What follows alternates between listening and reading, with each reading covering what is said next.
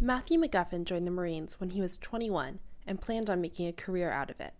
His plans were cut short when he was discharged under other than honorable conditions just 2 years later after he tested positive for an unauthorized painkiller. Matthew had dreamt of joining the military since he was a child, so his discharge status took an emotional toll on him.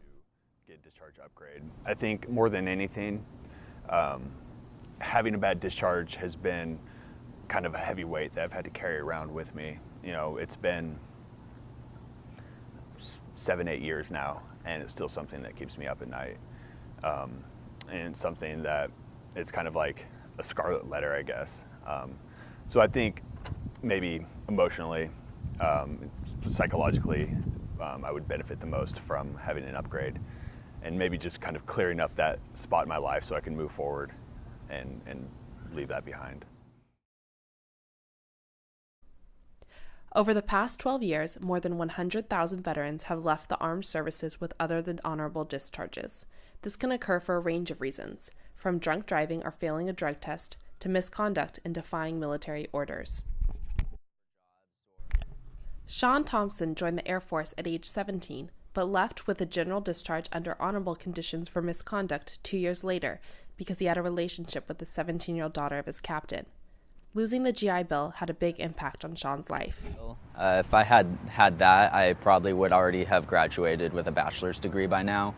I found it otherwise really difficult to afford schooling and the cost of living at the same time. So, you know, from 22 when I got out to 30 now, I've only been able to accomplish a few units.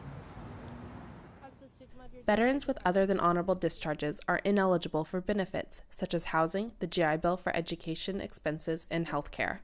Without these benefits, many veterans find it difficult to build a life after their military service. It can also be hard to explain their time in the military to potential employers. Many veterans wish to work in the government as another way to serve their country, but their discharge status can make that nearly impossible. There's a question as to whether or not I'm going to have issue if I'd like to get federal employment eventually. Currently I work for the state and it wasn't an issue for that. But again, any like higher level security clearance, it's going to show up and there could be a problem. The UC Davis King Hall Veterans Association Legal Clinic is working with Sean, Megan, and Matthew to upgrade their discharge statuses so they can qualify for more VA benefits and be free from the stigma of an other than honorable discharge.